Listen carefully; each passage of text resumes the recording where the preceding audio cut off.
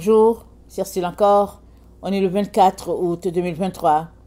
Alors, je viens sur la trompette aujourd'hui encore et je viens proclamer le retour de notre Seigneur Jésus-Christ. Amen et alléluia. Soyons tous bénis. Soyons remplis de sa joie. Amen. Alors, il se fait un peu tard, mais au fait, je tenais à apporter ce message-ci. Comme ça, je serai plus libre demain d'apporter les autres messages. Amen. Alors, donc voilà. Péché permis, péché non permis. Amen. Péché permis, péché non permis. Alors, y a-t-il des péchés permis et des péchés non permis? Amen. C'est ça la question. Alors, c'est quoi le péché? Le péché, il y a plusieurs définitions, n'est-ce pas? J'ai pu prendre deux et j'ai aussi apporté des synonymes. Le péché, c'est l'acte conscient par lequel on fait ce qui est interdit. Amen, j'ai trouvé que cette définition était bien vraiment.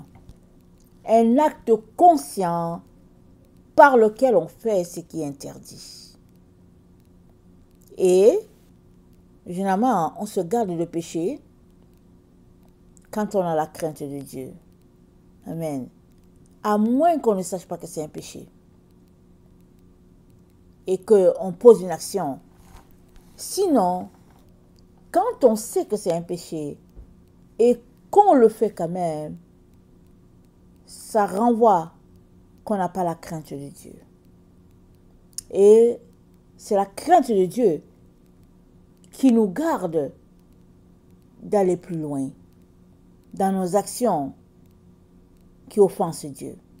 Quand tu crains Dieu, tu t'en tiens là, à ta limite, et tu restes dans ton coin. Et Dieu, il aime ça.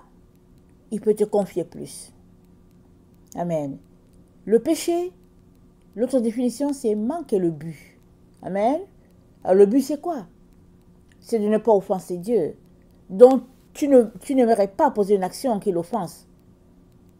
Mais quand l'action vient à être opposée, c'est que tu as manqué le but. Donc, très souvent, tu es triste. Et ça montre combien tu aimes Dieu. Tu ne voulais pas l'offenser, mais tu es tombé. Quand même. Alors, le synonyme de péché, c'est manquement, c'est offense, c'est faute, transgression, coulpe, manque le but, chute, avarice. Et il y en a, il y en a, il y en a. Amen. Et dans Exode 20, le verset 1 à 18, Dieu nous donne les règles de conduite qu'on devrait observer pour lui être agréable. Et ça, c'est les 10 commandements. On a 4 qui s'appliquent à notre relation verticale, d'amour envers Dieu. On a 6 qui s'appliquent à notre relation horizontale, d'amour envers son prochain, son frère, sa sœur. Et ça fait 10. Mais quand on se met à les pratiquer, on se rend compte que les 10 peuvent devenir 20 et puis même plus. Parce que les 10 commandements sont des grandes lignes. Amen. Et elles renferment beaucoup d'autres détails. Alors, dans Lévitique 19, le verset 19, on connaît ce passage-là. Je vais le lire. Lévitique 19. Le verset 19. C'est dit: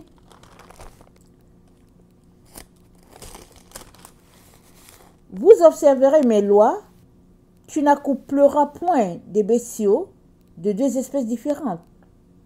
Tu n'ensemenceras point ton champ de 2 espèces de semences. Et tu ne porteras pas un vêtement tissé de 2 espèces de fils. Ça, c'est ce que Dieu a donné à Israël comme règle sur les vêtements, sur comment planter et tout. Mais s'il arrivait qu'on ne pratique pas cela, est-ce qu'on serait en train de pécher?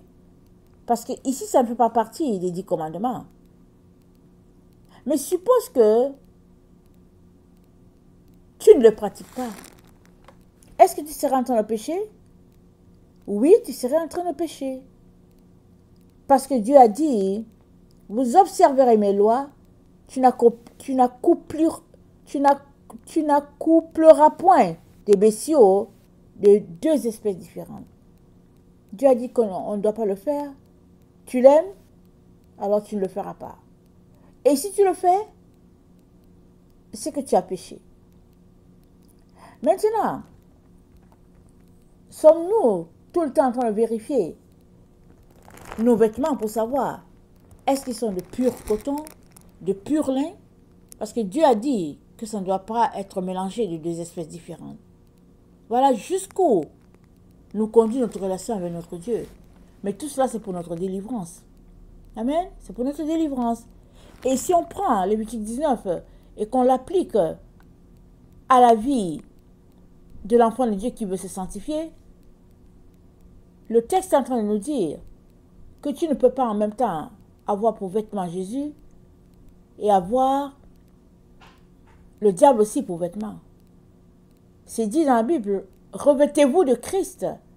Alors, soit tu es revêtu de Christ, auquel cas tu n'es pas revêtu de l'ennemi, soit tu es revêtu de l'ennemi, et c'est du néant, et bon voilà, tu n'es pas couvert, tu es nu. Si c'est l'ennemi que tu as pris comme vêtement, comme ton vêtement, hein, tu es nu, parce qu'il n'a rien à t'offrir. Et pourtant, Dieu qui nous a aimés, c'est que sur la terre, nous devons vivre de manière à éviter le chemin de l'ennemi. On doit vivre en combattant tout le temps les œuvres de l'ennemi pour pouvoir nous rendre dans la présence de Dieu. Amen. Alors, le péché, la bonne définition à mon avis, c'est celle-là qui dit, comment c'est dit? C'est dit, acte conscient pour lequel on fait ce qui est interdit. Qui l'a interdit? Dieu, pas les hommes. Plusieurs enfants de Dieu suivent les commandements des hommes. Mais le commandement de Dieu, ils laissent ça de côté, ils ne le suivent pas. Et pour justifier le tout, ils disent, c'est pour les Israélites. C'est ça qu'ils disent. Alors,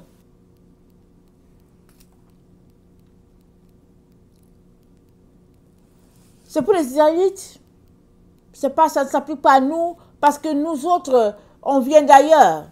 Ok, d'accord. Mais qu'est-ce qui est pour toi alors finalement dans la Bible? Si quand ça ne t'arrange pas, c'est pour les Israélites, et puis quand ça t'arrange, c'est pour toi, et finalement rien ne t'arrange dans la Bible, alors ça veut dire quoi? Ça veut dire que tu n'as aucune part avec Jésus. Et c'est toi qui t'es exclu. Or, la Bible nous dit dans 2 Timothée 3, le verset 16, 2 Timothée 3, le verset 16,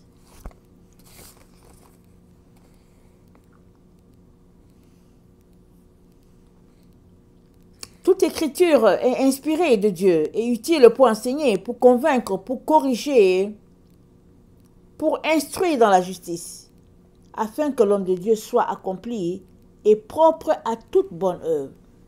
Amen. Toute écriture a été donnée par Dieu à ses enfants, afin que l'homme de Dieu soit accompli et propre à toute bonne œuvre.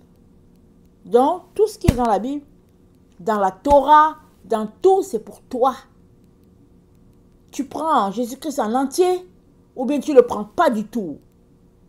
Donc, arrête de prendre ce qui t'arrange, et puis de botter l'autre en touche en disant, tu n'es pas israélite.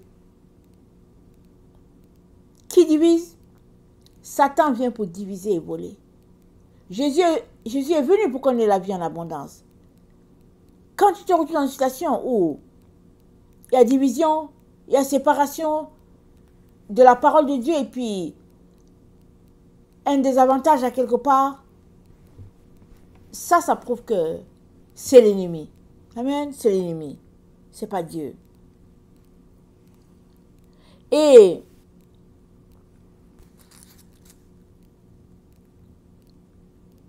il y a des gens qui parlent de zone grise. Y a-t-il une zone grise dans la Bible? Amen. Il n'y en a pas. Parce que la zone grise, c'est quoi? C'est marcher selon Genèse 3. C'est consommer l'arbre de la connaissance du bien et du mal. Alors, les personnes hypocrites, comme elles ne veulent pas changer, elles disent non, mais il y a une zone grise. Elles disent mais c'est dans la zone grise. Mais qu'est-ce que Jésus-Christ a dit concernant la zone grise? Il a dit à Laodicée, voici ce que dit l'Amen, le témoin fidèle et véritable, le commencement de la création de Dieu. Je connais tes œuvres, je sais que tu n'es ni froid ni bouillant. Puisses-tu être froid ou bouillant? Ainsi parce que tu es tiède et que tu n'es ni froid ni bouillant, je te vomirai de ma bouche. La tiédeur est vomie et c'est la zone grise. Alors, Dieu dit à Laodicée, je te vomis. Pourquoi? Parce que Laodicée aime la zone grise. Elle aime ça. Et ça, c'est le propre des sectes, des associations, du social.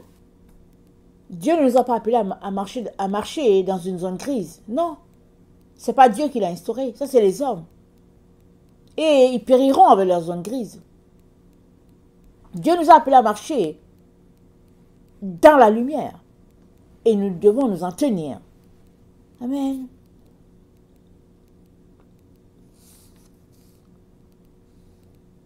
Donc, pécher, c'est manquer le but, c'est-à-dire manquer de faire ce que Dieu attend de toi. Et dans Deutéronome 6, le verset 5,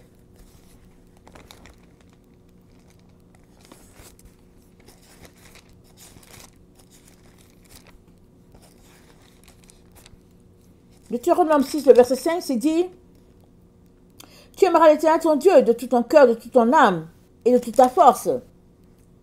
Et ces commandements que je te donne aujourd'hui seront dans ton cœur. Tu les inculqueras à tes enfants. Et tu en parleras quand tu seras dans ta maison, quand tu iras en voyage, quand tu te coucheras et quand tu te lèveras. Tu les liras comme un signe sur tes mains. Ils seront comme des frontaux entre tes yeux. Tu les écriras sur les poteaux de ta maison et sur tes portes. Donc voilà, Dieu nous a dit comment faire. Si on ne le fait pas, sommes-nous en situation de péché contre Dieu? Oui, et contre nous-mêmes. Parce qu'on n'a pas obéi.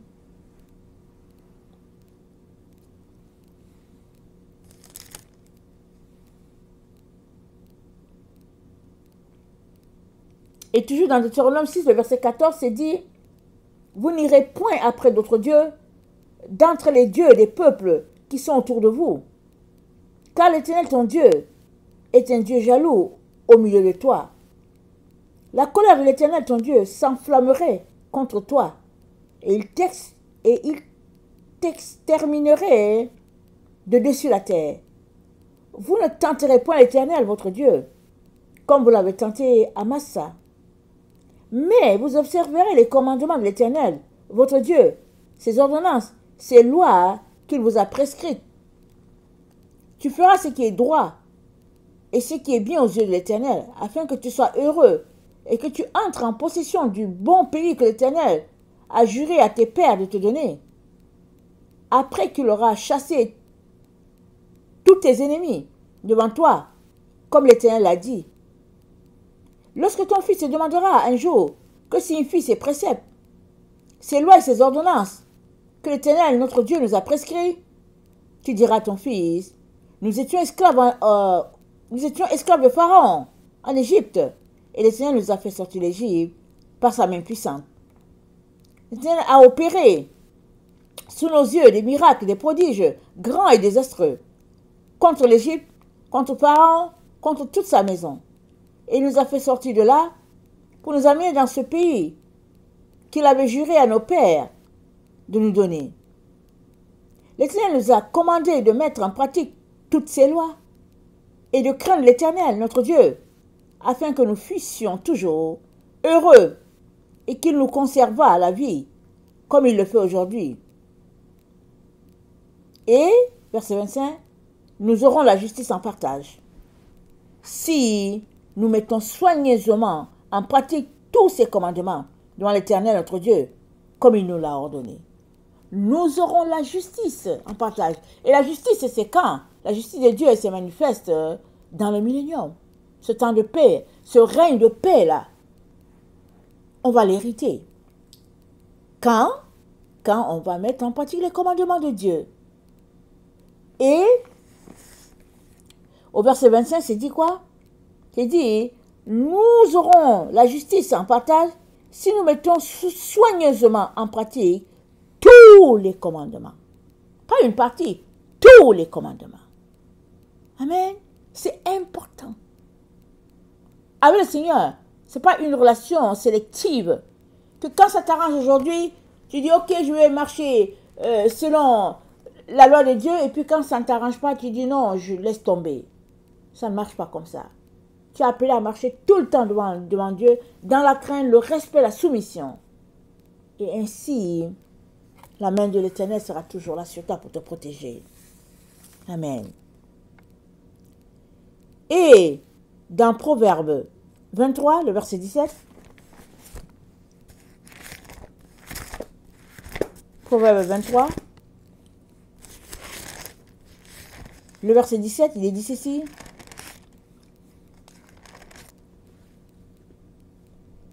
Que ton cœur n'envie point le pécheur, mais qu'il ait toujours la crainte de l'Éternel, car il y a un avenir, et ton espérance ne sera pas anéantie.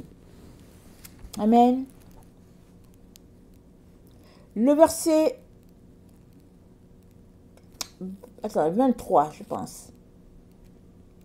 Acquiert la vérité et ne la vends pas. La sagesse, l'instruction et l'intelligence. Acquiert la vérité et ne la vends pas. Comment peux-tu vendre la vérité? En la méprisant, en la négligeant, en bafouant tout ce que Dieu valorise et piétiner ce que Dieu valorise. Si tu te comportes comme ça, tu es en train de vendre la vérité et tu ne verras pas la face du Père.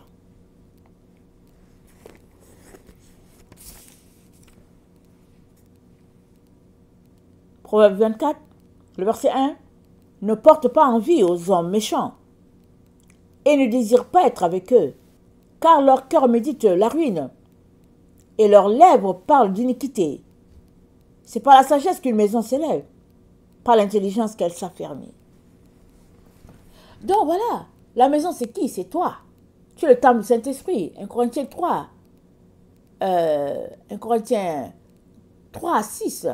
Attendez, il faut que je m'assure de mes références. Je ne vais pas vous envoyer. 1 Corinthiens.